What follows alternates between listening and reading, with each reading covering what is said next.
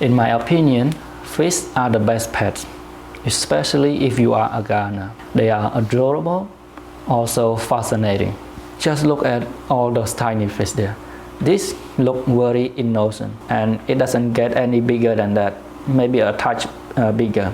It look cool, golden colors, look like very tame, but it's quite aggressive too. It's a species. So I got two of them, and the bigger one keep chasing the smaller one almost all day, every day. For this guy is a platy. That for my nephew, he won this one. Fascinating, this one. It looked like a helicopter from the Dune movie. For this one is a albino Cory. It spends most of the time on the floor, eating all the leftover food that the other fish doesn't see, drop on the floor. And it's also fascinating. It's like a very white fish, doesn't have any color, can see through. Oh, the crayfish just come in and steal its show. So this also fascinating. Look at how many legs or feet they have, and it still swim very clumsy. So yes, aquarium doesn't have to be fish. We have so many more creatures that equally interesting. Like this snake, for example, right? Look at how speedy it is. Oh, super fast. Let's put a slow motion on it.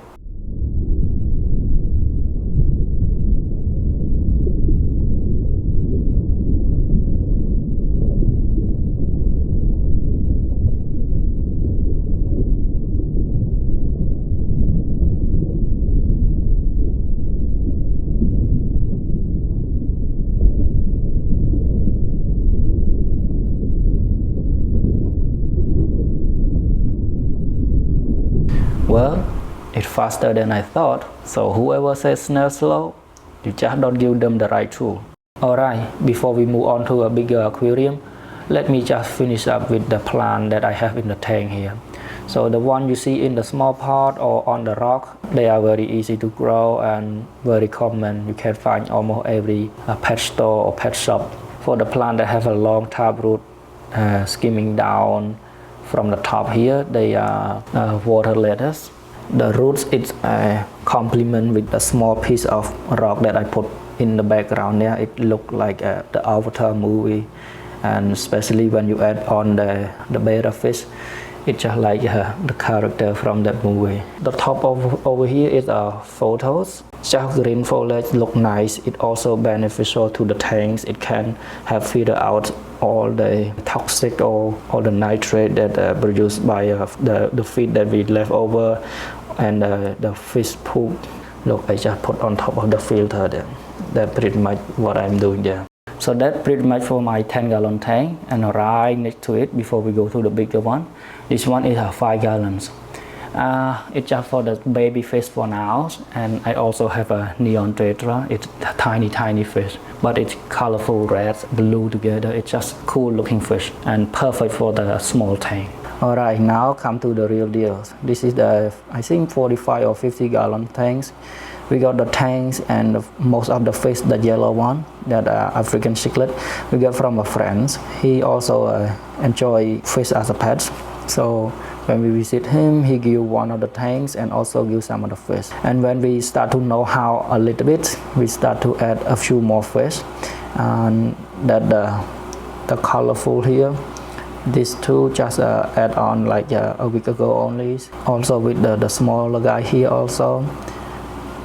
So if you are have some experience with fish, you may already have spot some issue with my tank already.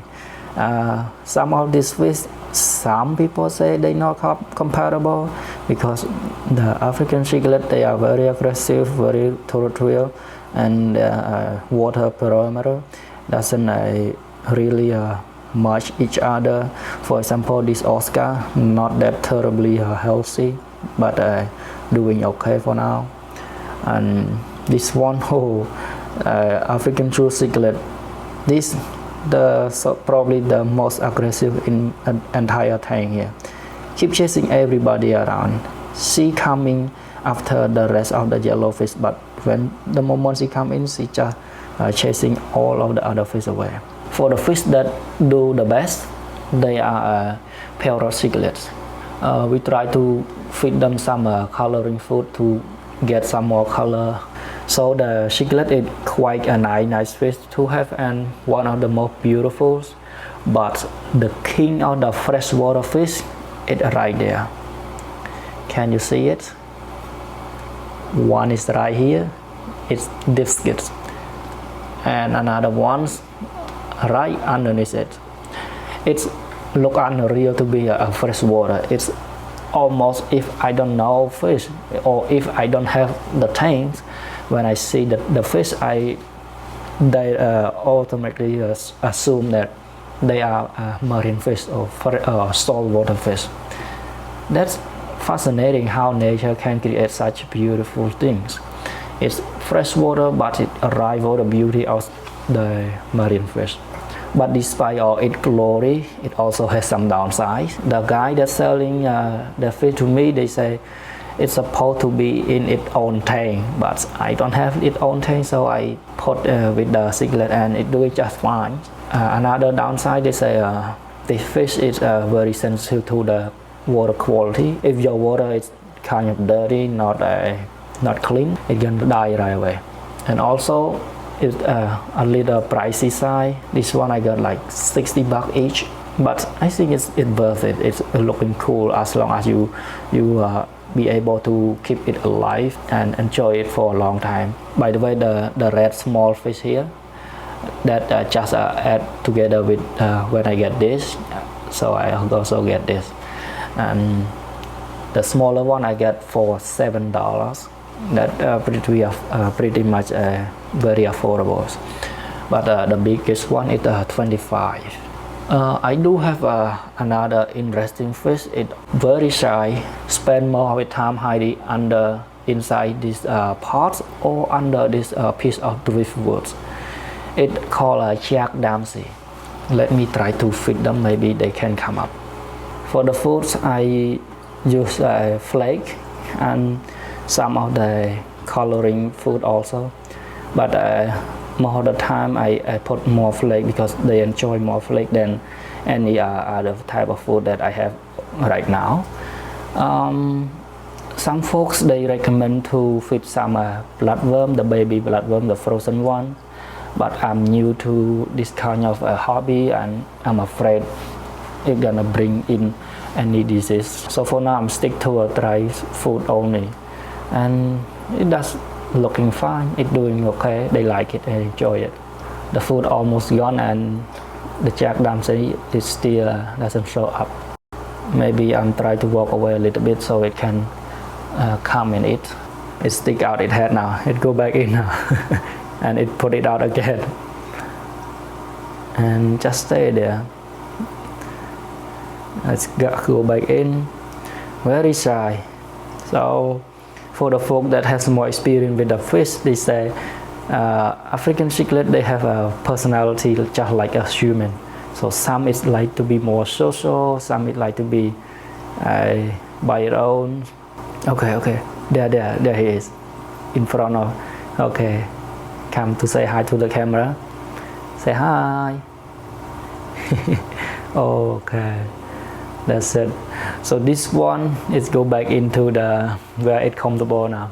So for the Jack Dempsey, it's also a really nice fish. To me, it really look like marine fish than freshwater fish.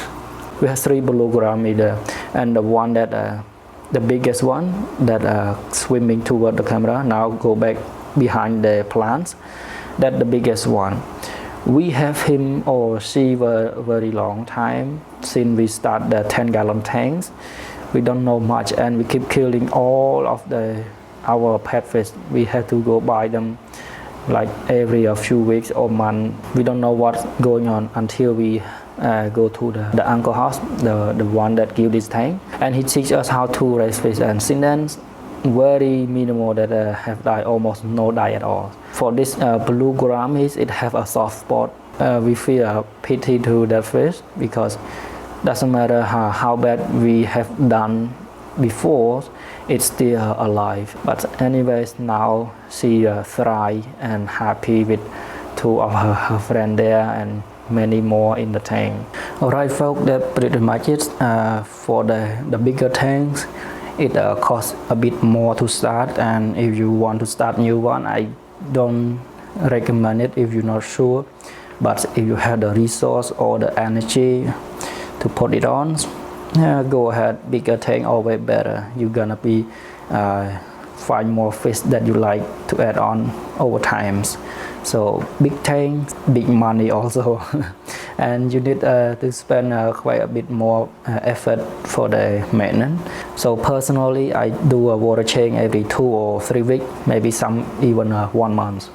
Now I don't really do a lot of work as when I started, because I only suck up the poop or the food that it left over on the floor, and then I add back the water like 10-20% only for the dirty water that you get from the tanks.